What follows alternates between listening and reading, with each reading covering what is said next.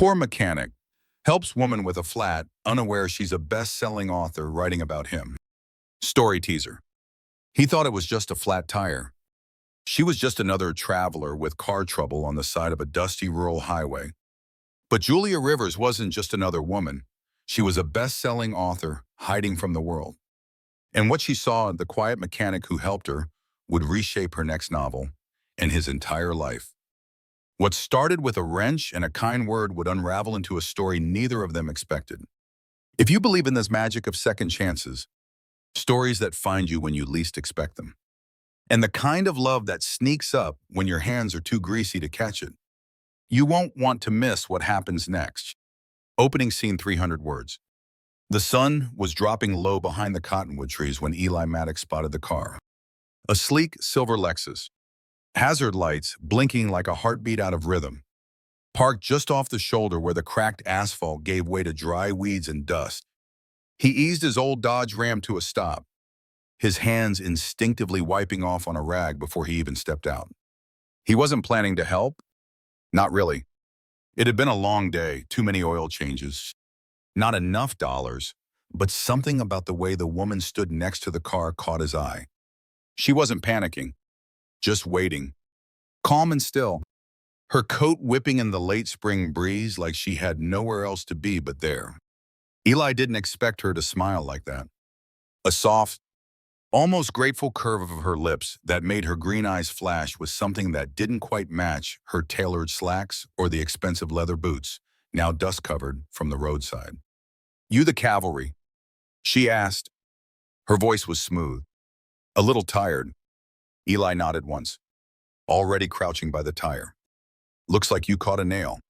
She watched as he worked, not offering advice or stepping in like most people did, just quiet observation. "You from around here?" she asked. "Born and stayed," Eli replied, tapping the tire iron into place. "Name's Eli." "Julia," she said, "just passing through." But that wasn't the truth, not really.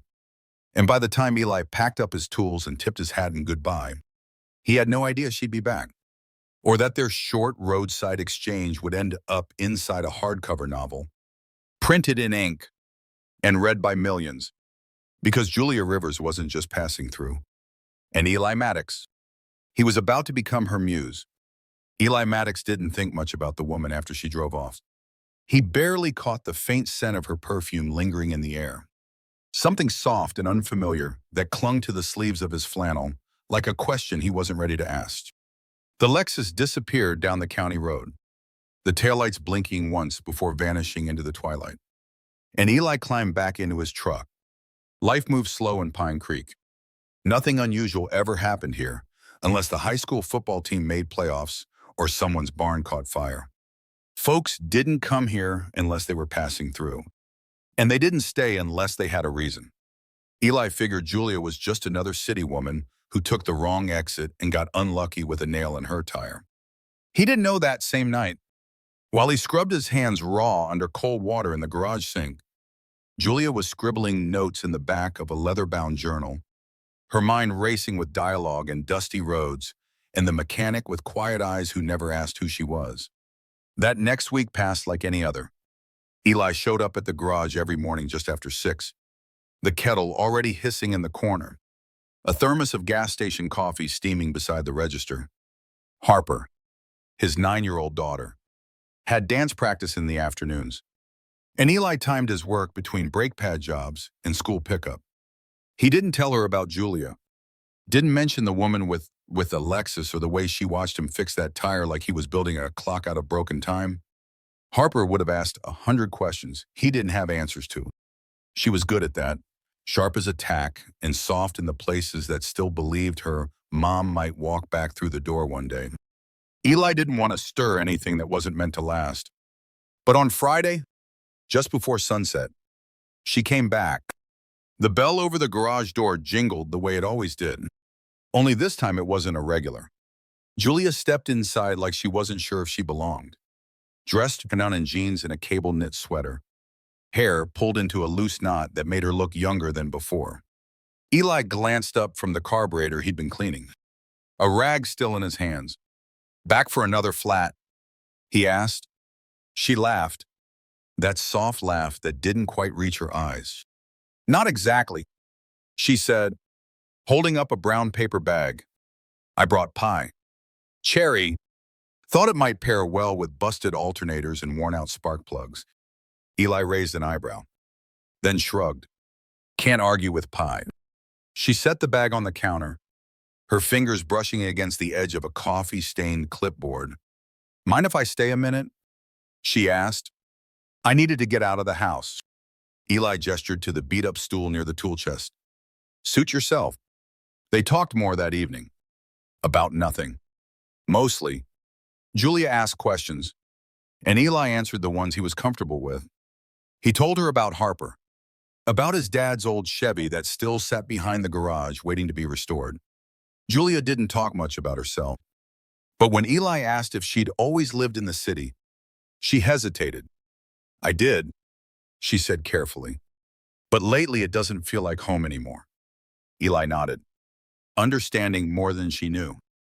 Places change. Or maybe we do.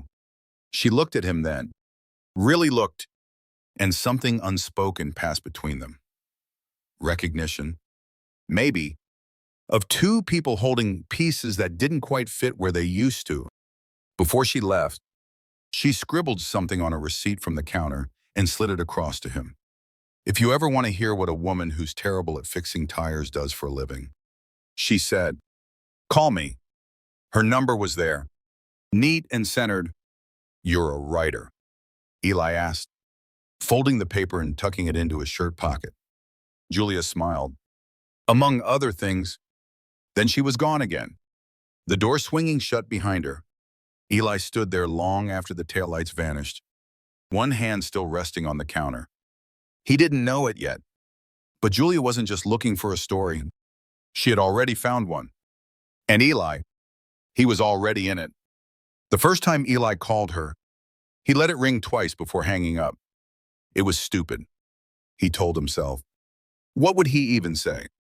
Hey, it's the guy who fixed your flat. Want to talk about carburetors and failed dreams over coffee. But 3 days later, on a rainy Tuesday when business was slow and Harper was at a sleepover, he dialed again, and this time, he didn't hang up. Julia answered on the third ring. Eli, she said, like she'd been expecting him, her voice carrying a warmth that settled into his chest like a quiet fire. Did the cherry pie win you over? Or are you finally curious enough to ask what I do when I'm not breaking down on county roads? He chuckled, leaning against the garage wall. Maybe a bit of both. She invited him to meet her at a local cafe just outside of town, the kind of place with reclaimed wood tables and mismatched mugs. Eli almost didn't recognize her when she walked in. No fancy clothes. No makeup, just a hoodie, jeans, and a look that said she was tired of pretending.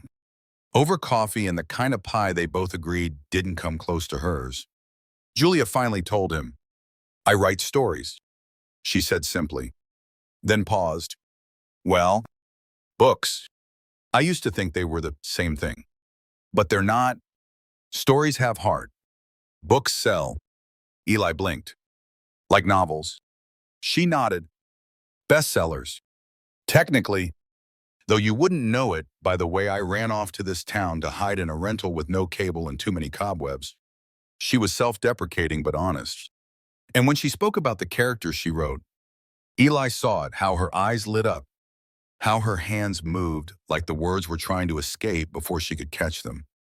The last one, she said quietly, was about a woman who thought she had it all, money, success, control, until she realized she'd traded every piece of herself to get it. So, she left. And then, well, I didn't know what came next. Not until I met you. Eli didn't know what to say to that. He wasn't used to being seen. Not like that. Most people barely looked past the grease under his fingernails, or the fact he wore the same boots every day. But Julia listened like he mattered. They spent hours talking that night, about things they didn't usually say out loud. Eli told her about Harper's mother, how she died suddenly from a heart defect no one saw coming. How he'd stopped dreaming after that, because dreams felt dangerous when the world could shatter them in a heartbeat. Julia told him about the pressure of being everything for everyone and still feeling like not enough for herself. They didn't try to fix each other. They just sat in the quiet spaces most people were too uncomfortable to share. After that night, things changed. Julia kept coming around the garage, always with something baked in hand and a new chapter half written in her notebook. She never asked for permission to stay. She just showed up and settled into the silence like she'd been part of it all along. Harper adored her, took to Julia's presence like a sunflower to sun, asking about her stories and begging for bedtime chapters. Eli tried not to read too much into it, but even he couldn't ignore the way the house felt fuller, warmer, less like a place where grief lingered and more like one where something new might actually grow. But as much as he wanted to believe it was real, Eli couldn't help the tug in his chest every time Julia's phone lit up with messages from publishers or calls from New York. She hadn't told him when she was leaving. She hadn't said if she'd stay, and he didn't ask, not because he didn't care, but because he wasn't sure he could stand the answer. So he did what he always did. He fixed engines, changed oil, watched the woman who was writing about him without ever saying the words he most needed to hear. Because love, Eli knew, wasn't about grand declarations. Sometimes, it was a woman showing up with pie and stories, and a man who finally let her in, even if he wasn't sure how to ask her to stay. Eli didn't notice the change at first. Not really. Julia still showed up most afternoons, a half smile on her face, a new story about her characters, a fresh batch of cookies in tow. But something had shifted in the way she lingered at the garage door before leaving. The way her gaze followed Harper a little longer. The way her laughter came slower. Like it had to fight through something heavier than before. He didn't ask. Eli Maddox wasn't the type to push. He figured if something needed to be said, it would find its way to the surface. But that didn't stop him from noticing when her visits went from daily to every few days, then once a week. And when she didn't show up at all one Thursday, not even a text, not even a pie, the silence hit him harder than he expected. Friday evening brought rain and more questions. Eli stood under the rusted awning outside the garage, watching the drops beat on the hood of an old pickup he'd been meaning to scrap. Harper was inside doing homework, or maybe drawing pictures for a woman who hadn't promised to stay, but somehow became part of their everyday. He reached into his shirt pocket, pulling out the worn receipt she'd written her number on weeks ago. His thumb brushed over the faded ink. He didn't call. He just stood there, letting the rain soak into his boots, the cold reminding him that people leave, even the ones who say nothing about leaving. Julia wasn't in town that weekend. She wasn't in her rental either. Mrs. Creighton from the diner mentioned she'd seen her loading a suitcase into a black town car early Friday morning. Said she looked tired, like she hadn't slept. City folks, she added with a shrug, always running from something or to something, can't ever sit still long enough to know the difference. Eli didn't say anything, just nodded and ordered coffee he barely tasted. The days that followed were quieter than he remembered them ever being. Harper asked if Julia was coming over, and when Eli told her maybe, she just nodded and turned back to her coloring book. But the crayon in her hand paused for a long time. On Monday, the mail came with a padded envelope. No return address. Just Eli's name in clean, looping script. Inside was a book, hardback, fresh from the printer. The dust jacket was a rich navy blue. The title embossed in gold. Still runs like a dream. He flipped it open, unsure what he was looking for, until he saw the dedication. For the man who fixed more than just my flat, you taught me what home feels like, and how to write from the heart again. A tightness settled in his throat as he turned the pages. And there, in the first chapter, was him, not by name, but unmistakable. The grease-stained mechanic with the gentle eyes and the daughter who loved apple juice and drew castles on napkins. The way he spoke, the way he moved, even the way he avoided mirrors when grief felt too loud. Julia hadn't written a love story. She'd written their story. That night, Harper sat beside him on the couch, her head resting against his arm. As he read the opening lines aloud, "Is that really her?" Harper asked softly when he paused. Eli nodded. "It's really her." She didn't ask why Julia wasn't here. She didn't have to. Kids are sharper than we give them credit for. Harper just looked up at him with those big, wondering eyes and whispered, "Do you think she misses us?" Eli swallowed hard. "I hope so." 2 days later, the world found them. The local paper ran a story. Famous author hiding in Pine Creek pens. Surprise bestseller about local mechanic. The phone at the garage rang nonstop. Customers from out of town started showing up, asking for oil changes and photos. Julia's book hit the bestseller list by the end of the week. And Eli just kept fixing cars, trying to make sense of how quiet kindness could turn into something so loud, so public, so not him. Then, on a Saturday morning, just before dawn, a black SUV pulled up to the edge of the driveway. Eli was already outside, mug of coffee in hand, watching the sun climb over the tree line. The door opened slowly, and there she was, Julia, wind in her hair, suitcase in hand, and that same look she had the first day, like she didn't know what came next, but she was willing to find out. "I wrote the ending," she said, voice trembling, "but I think I got it wrong, because I left before asking if you'd want to help me write the next chapter." Eli didn't speak. He didn't need to. He just stepped forward, took the suitcase from her hand, and held the door open. Because some stories aren't meant to end, not when they've only just begun. Julia stayed. She didn't say how long, didn't draw up a plan or lay down rules. Just quietly unpacked the suitcase she'd once carried like armor and tucked it into the corner of Eli's bedroom, as if it had always belonged there. She slipped into their lives the same way she'd written their story, gently, deliberately, without needing to explain every sentence. Harper took to her like rain to dry soil, trailing behind her in the kitchen, asking about plot twists and characters, begging to read just one more page before bed. And Eli, he didn't ask her why she came back. He didn't have to. It was in the way she brewed his coffee just right, how she remembered Harper liked her toast a little burnt, and how she never once made him feel like he had to be more than exactly who he was. Fall settled in slowly, turning the trees to fire and gold. The garage grew busier than it had ever been, thanks to the article and the book that still sat on display by the register, its spine soft from being thumbed by curious readers. Tourists came and went, asking about the author mechanic, taking selfies in front of Eli's truck. He smiled politely, shook hands when he had to, but none of it touched the part of him that truly mattered. That part was back home, in the kitchen humming with Julia's quiet songs, in Harper's laughter spilling across the porch, in the small, shared silences that made the house feel less like a shelter and more like a home. But as October deepened, so did the noise outside their small world. Julia's phone buzzed more often, calls from publishers, requests from agents, invitations to book signings, literary galas, interviews.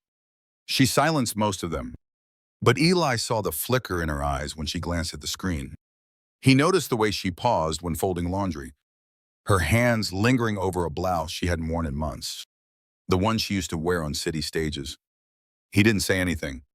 Eli Maddox had learned a long time ago that love didn't mean chaining someone down. It meant standing beside them while they figured out who they were allowed to be. One night, after Harper had gone to bed and the fire was crackling low in the hearth, Julia sat on the floor, her notebook balanced on her knees. "They want me to go," she said softly, her pen still moving. "New York. A week-long tour. It's the kind of thing you can't say no to if you want to stay relevant." Eli didn't look up from the wood he was carving, but his hands stilled. "Do you want to go?" She didn't answer right away. "I want to be here," she said. "With you. With Harper. But I also want to know if I still belong in that world. Eli nodded, the corner of his mouth lifting just slightly. Then go. Just come back when you're done. She left the next morning, her goodbye a kiss on Harper's forehead, a longer one for Eli by the truck, and a promise whispered through the window. Don't forget, you're the best thing I've ever written. Harper cried when the SUV disappeared down the drive, and Eli held her close, brushing hair from her cheeks. She'll come back, he said with more faith than he knew he had. She's not finished with us. The days passed slowly. The house felt quieter without Julia's humming, and the garage a little colder despite the lingering warmth of October. But Eli kept moving, kept fixing cars, packing Harper's lunch, reading the chapters Julia left behind in her notebooks. The town asked about her, curious if the whirlwind of fame had swept her up for good. Eli just smiled. Always the same answer. She's coming back. And she did. Not with fanfare, not with cameras or a press release, but with windblown hair and a duffel bag slung over one shoulder. She stepped out of a cab on a Thursday morning, just as the sun spilled gold across the gravel drive. Eli was under the hood of a Mustang when he heard the footsteps, and he didn't even have to look up to know it was her. Julia stood there, her smile crooked with nerves. I had offers, she said, more than I expected. But none of them felt like this. She held out her notebook, a new one, fresh pages, the first line already written. You still okay helping me write the rest? Eli wiped his hands on a rag, stepped forward, and pulled her close. Only if we make it a co-author deal. Because some stories aren't meant to be written alone. And the best ones? They're built not on plot twists or perfect endings, but on the quiet chapters in between where love shows up, stays, and asks for nothing but the truth. That winter came in quiet, blanketing Pine Creek in a hush of snow that softened everything it touched. Rooftops, roads, even old grief that used to rattle inside Eli's bones when the night stretched too long. Julia's return wasn't marked by anything big or loud. No headlines, no more articles. Just the thud of her boots on the porch each morning, her laugh echoing from the kitchen, the familiar hum of her voice reading drafts aloud while Harper colored at the table. It was the kind of ordinary that felt like magic. And for Eli, that was everything. She wrote more freely now, not just about fictional places or polished heroines, but about this life, the cracked porch steps, the broken-down Chevy in the barn, the mechanic with kind hands and too much silence in his past. Her stories carried the weight of truth, stitched with the kind of love that didn't need grand gestures. Publishers loved it. Readers wrote letters. And Julia, she didn't hide anymore. Not from the world, not from herself, and not from Eli. She let her hair go wild, stayed in pajamas past noon, danced barefoot in the living room to old records that Harper played just a little too loud. She was still the woman who could command a bookstore crowd with a single sentence, but here, she was something more. She was theirs. Eli didn't talk much about what she meant to him. He never had the language for it. But he showed it in the way he started coming home earlier, in how he let her into the garage without brushing the grease off his hands, in the way he looked at her like he was still surprised she stayed. And Julia never pushed. She understood that love, for him, wasn't about what you said. It was in the doing, in the daily rhythm they built together, slow and steady, like a song played on an old radio. Harper thrived. Her drawing shifted from lonely castles to houses filled with light. She took to calling Julia Jules when she was in a teasing mood, and Mom when the world got too big and she needed someone to anchor her. That first time it slipped out, over a spilled glass of milk and a scraped knee. Julia froze. Tears welled before Harper even realized what she'd said. But Eli didn't say a word. He just reached for Julia's hand and held it until she breathed again. Because in that moment, all three of them knew it wasn't a mistake. It was a beginning. Still, not everything stayed perfect. Life didn't work that way. The fame came knocking again in January. Harder this time. A Hollywood producer wanted the book, a film deal, Meetings in a dinners with executives, promises of screen time and big checks. Julia took the call outside, pacing by the fence while snow fell around her like it was trying to quiet the noise. Eli watched from the kitchen window, his gut twisting. He knew that look, knew what it meant to be torn between what the world wanted from you and what your heart already chose. She came back inside shivering, her cheeks flushed pink from cold indecision. "They want me to go," she said, "and I don't know if I can say no this time." Eli nodded, his jaw tight. "Then go," he said, "but only if you're doing it for you, not for them. Not because you think you owe anyone a version of yourself that doesn't fit anymore." Julia stepped closer, resting her forehead against his chest. "I don't want to leave this. Not again. Not ever." Eli kissed her hair. "Then don't." In the end, she didn't. Not really. She flew out for 3 days, handled what needed handling, made it clear she wasn't uprooting her life for a spotlight that had no place in Pine Creek. When she returned, she came back with rights retained, a tighter contract, and a signed agreement that the filming would happen here, where the story began, where the story stayed real. Spring arrived with muddy boots and wildflowers growing along the fence. And one evening, under the porch lights strung up by Harper's request, with pie on the table and laughter in the air, Eli pulled out a small velvet box he'd been keeping under the truck's front seat for weeks. He didn't get down on one knee, didn't make a speech. He just looked at her and said, "You've been writing the ending all this time. Mind if I add one more line?" Julia smiled through tears, nodded, and whispered, "Only if I get to write the sequel." Because love like theirs didn't need perfect beginnings. It just needed two people willing to stay for every messy, beautiful page. The wedding wasn't big. It wasn't fancy. But it was exactly what it needed to be. Just close friends, a few family members, and a town that had quietly rooted for them from the moment Julia's flat tire turned into something so much more. They held the ceremony on the porch, the same one Eli rebuilt with his own hands last spring, the same place Harper hung paper lanterns and lined the steps with wildflowers she picked from the field behind the house. Julia wore a simple ivory dress, nothing dramatic, nothing store-bought.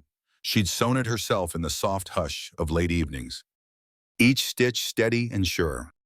Eli wore a button-down shirt that Harper ironed, sleeves rolled up just enough to show the tattoo he never talked about, the one for Harper's mother. It wasn't about forgetting. It was about honoring what came before and choosing what came next. Reverend Mualley from the church in town did the vows. He kept it short, warm, and a little funny, which suited them just fine. Harper stood between them, holding the rings in a tiny wooden box carved from the tree stump. Eli refused to haul away because it had good bones. Julia's voice trembled only once when she promised to stay through the hard seasons and the quiet ones, to write their story together not just on paper, but in the days they'd build side by side. Eli didn't use a script. He just looked at her, really looked, and said, "I never thought I'd get another beginning. But you showed me that some stories are worth the rewrite, and I want to write every one of them with you." They danced under string lights, barefoot on the wooden boards, laughter echoing out past the trees. Harper spun in circles, her hair flying like sunbeams, and someone from the diner brought a guitar, playing songs that made the old folks sway and the young ones dream. There was no cake cutting, no speeches, no formal send-off, just pie and music and joy that settled in deep, the kind that stays even after the music fades. Later that night, after the guests left and the porch lights dimmed, Julia sat on the steps beside Eli, her head resting on his shoulder. Harper curled up asleep in a hammock nearby. The sky was full of stars, and the silence between them was full too, not of questions or fears, but of peace. "Do you ever think about how it started?" she asked quietly. Eli smiled. "Every day. One flat tire. One yes. And here we are." Julia reached for his hand, threading her fingers through his. Best plot twist I've ever written. Eli chuckled. And I still think it's wild that someone's going to read our story thinking it's fiction. Julia turned her face toward him, her eyes soft. Maybe it is, but it's the truest thing I've ever known. Because real love, messy, quiet, patient love doesn't always shout. Sometimes it just shows up, again and again, until one day you look around and realize it's built something solid, something forever. The book came out 6 months later.